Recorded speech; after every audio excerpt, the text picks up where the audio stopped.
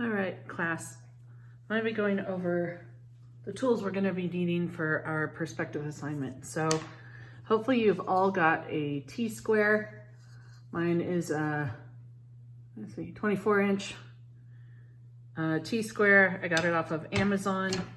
For those of you who can't get a hold of one, hopefully you've got a ruler in your house that you can use as a straight edge. T-squares are just much better for perspective. And you're also going to need a large acrylic triangle to get like your straight edges that are perpendicular. I have a number 2 pencil, so if you have a new number 2 pencil at home, that'll work just great. If you have a drafting pencil, those are also wonderful. Those are a little cleaner.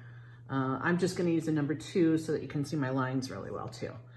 You might need an eraser, and you'll need some kind of tape. I just have blue painter's tape that I'm going to use.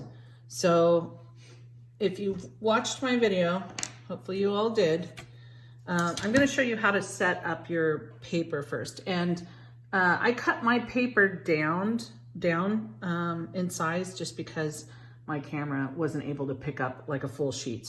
So just to explain to you, I cut my paper down, but you guys will be using an 18 by 24 piece of paper.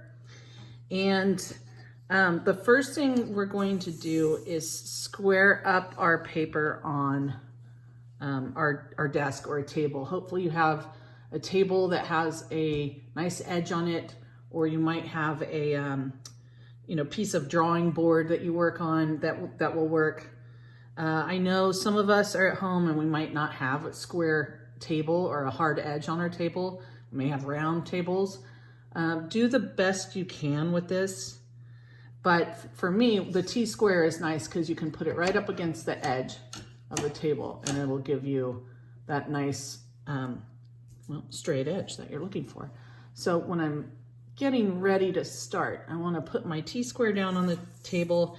I'm going to butt my paper right up against that. So that gives me, I know it's straight on the table.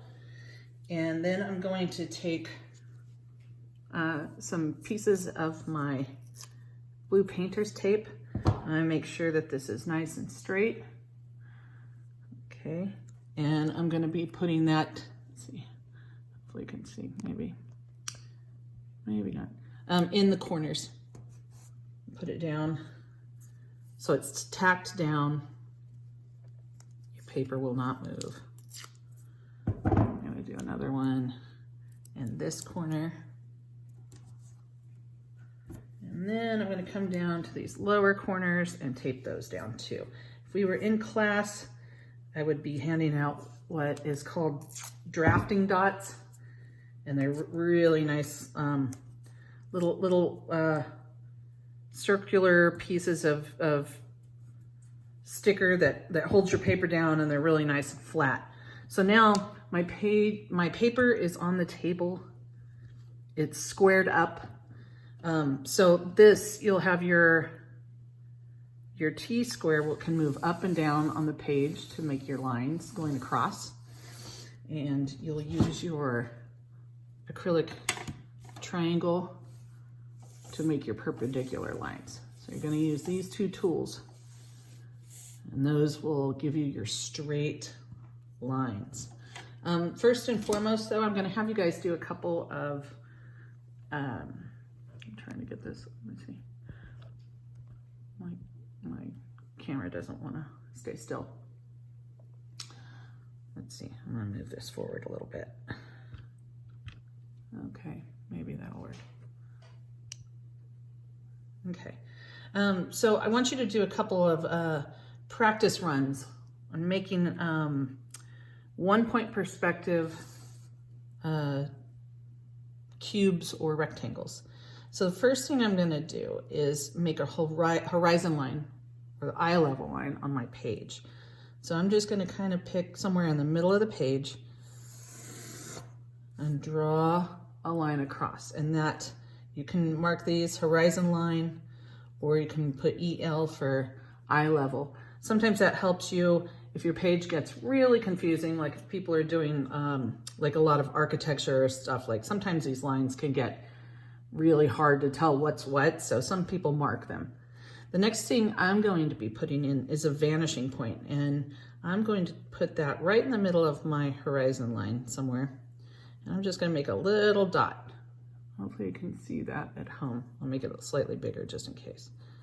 But on your papers, you can just make a little dot so you can see, right? So that is my vanishing point, and I have my horizon line or my eye level line.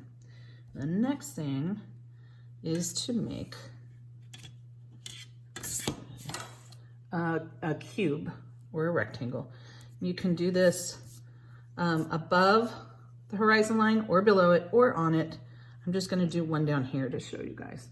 So I'm going to make a line there. I'm going to make a line there. Okay.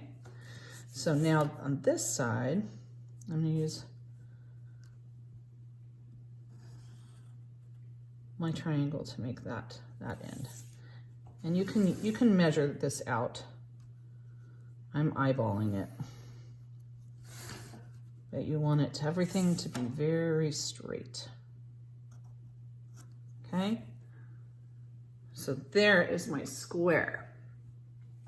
Now,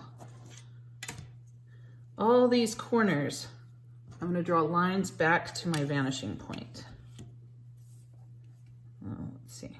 I want them to be, and you can go really lightly with this at first. I'll keep it pretty dark so you can see. So I'm going to take that line back and that corner to the vanishing point, and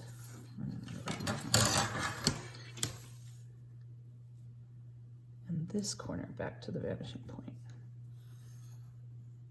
Okay, so all lines are going back to the vanishing point. Now I'm going to take my T-square back down here. And now I want to figure out how deep do I want this object going back in space. So it doesn't matter. I'm just going to pick right here.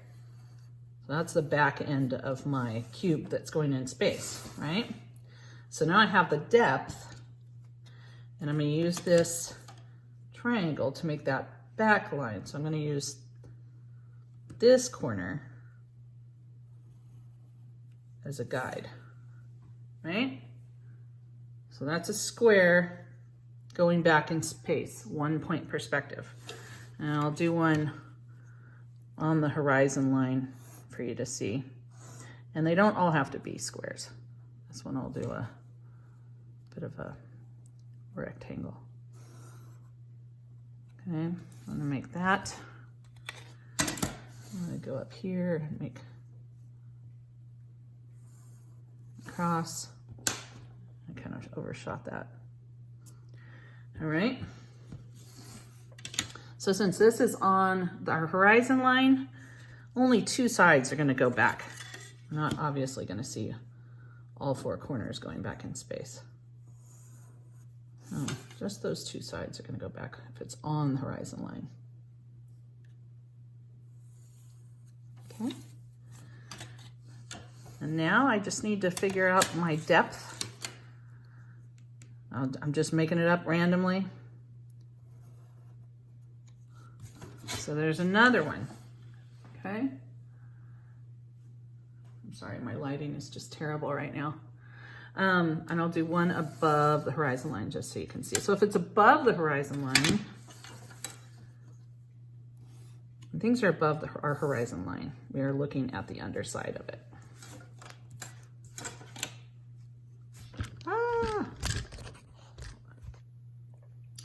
Okay, so sorry about that. I lost my camera. Anyway, I was starting to do a square rectangle above the horizon line. So I'm going to make my rectangle starter. Again, you can erase the overshoots. So again, I'm going to take these three corners back to the vanishing point.